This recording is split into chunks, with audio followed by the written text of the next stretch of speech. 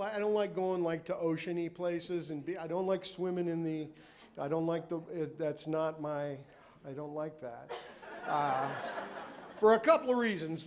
Every time I swim in the ocean, I'm amazed at all the parts of my body sand can find.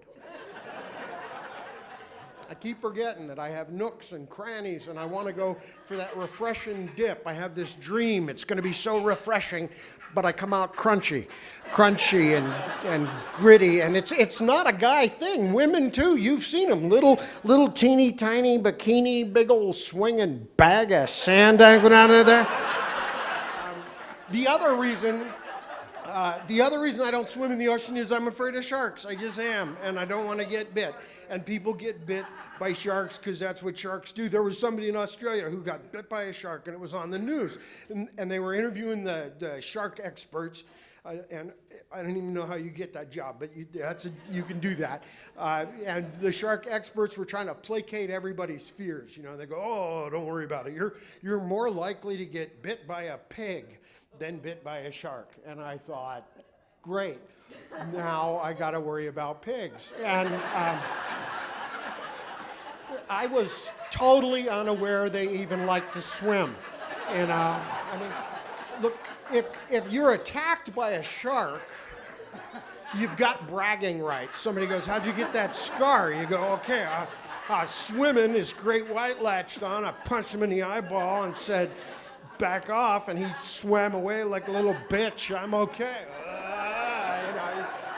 But what are you going to tell somebody if you get bit by a pig? You know? "Gee, Ricky, what happened?" "Okay.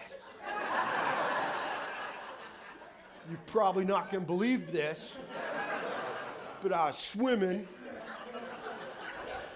about 100 yards offshore when all of a sudden this ginormous sea pig come out of nowhere.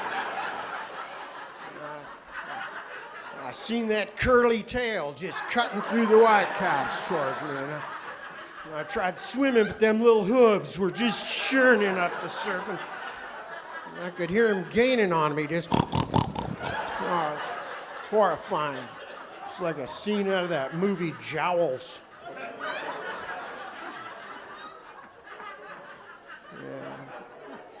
Yeah, the sand and the pigs. I'm trying something new though with the sand. Instead of rinsing it off, I'm just going to leave it there, and I'm trying to make pearls. It's a little uncomfortable, but if you look at the bright side, everybody's getting a pretty cool Christmas gift this year, and my mom just likes them a lot more when I make the gift myself. You know. Yeah, man, I don't know if you did this during the whole COVID shutdown. I gained weight, and I'm trying so hard to lose the weight, and it's hard to lose weight, man. I just tried the resistance training, so every time I felt like working out, I just resist. I resisted that, and so I get the Fitbit. Got the Fitbit, and it doesn't work. Well, it works. It lights up, but I'm still fat. Didn't lose anything. Well, I did. Right after I got it, I lost $120. But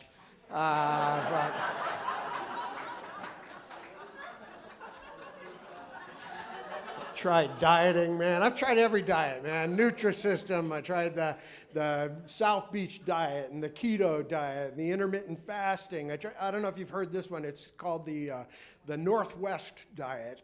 It's basically what it is you eat nuts. Any kind of nuts they say you want to eat. You just eat nuts and you drink a lot of water. And I tried that for about 3 weeks. I ate mostly donuts and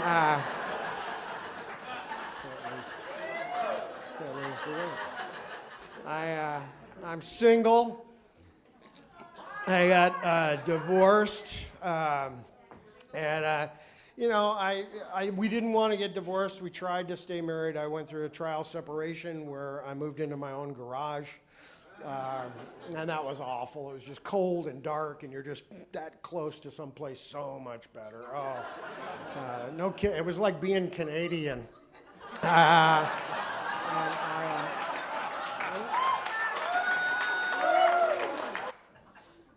burnt my mouth. I don't know what the deal is with chicken pot pies. They're so hot. And I don't know how they get that hot, you know, because they start out like a frozen hunk of tundra, and then you put it in a 350-degree oven for 40 minutes, you pull it out. That's a billion goddamn degrees. It is stunning. It's the hottest thing known to man. That's actually not literal. Literally, it's like nuclear fusion, you know, and then chicken pot pie. It's like that.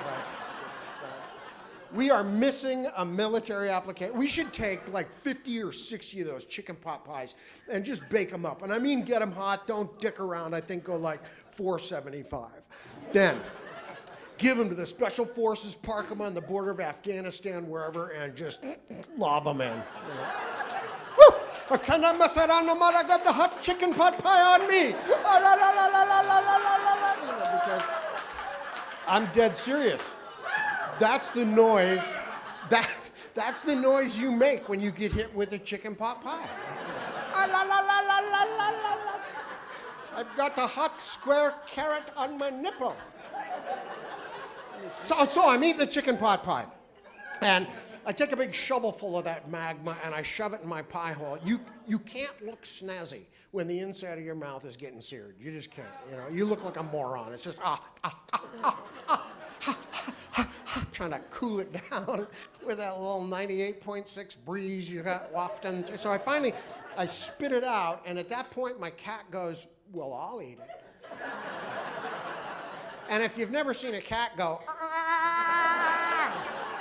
I'm telling you, it's drop dead funny. And then the cat spit it out, and that's a noise I could live happy never hearing again. The sound a cat makes puking, because it always happens at the worst time. You're sound asleep, the covers are pulled up tight, you're just snug as a bug in a rug, and then out in the living room you hear your cat doing that whole whoop, whoop, whoop, whoop, whoop, whoop, whoop, whoop. And you're just like that, and you don't want to go out there, but you have to find out where it is, because if you don't find it tonight, you'll find it in the morning by stepping on it, and then it gets up between your toes, and then you got to find a popsicle stick, and it's not even puke. At least puke's got landmarks, a pea, a carrot, something recognized. There's nothing in this. It's bubbles. It's this weird, viscous, bubbly pile of hairy, cooling down catgut. Oh, you guys want to hear something kind of gross? It's always got that little blade of grass garnish on there too. Like, where does that come from? It's like a sushi chef just popped out of the closet. Whoa. Pay attention, kitty-san. Presentation is 9/10 of the meal. Yeah. Garnish on the right. You guys. I hope you're healthy. I went in for my physical. I'm good to go. I didn't have to go this year for the colonoscopy. Thank goodness. I don't know if you've ever been for the colonoscopy. That's pretty much, yeah, yeah. It's not fun, but it's not, most people get knocked out for it. They offered me a choice. Do you want to get knocked out or twilighted? And I chose twilighting because it just sounded so infinitely pleasant. And if you're not familiar with twilighting, what it is they load you up with first-class drugs that don't knock you out. In my case, it was Demerol. And you're not knocked out, but you just don't care. And I don't know if you know how much stuff they run up your ass when you're having a colonoscopy, but it's profuse. I mean, there's lights and cameras. The morning zoo crew goes in there and does a ticket giveaway.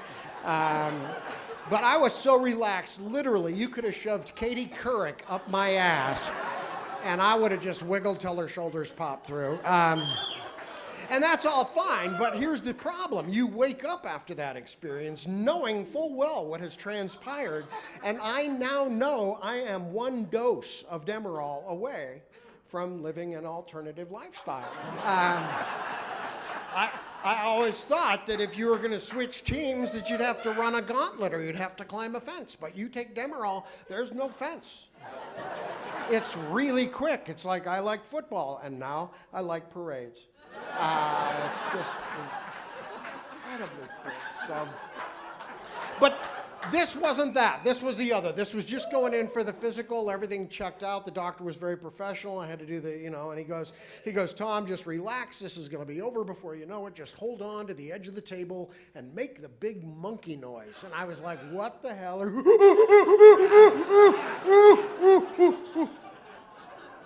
I didn't even know I could make a big monkey noise, but apparently I'm pretty good at it because they gave me a sucker.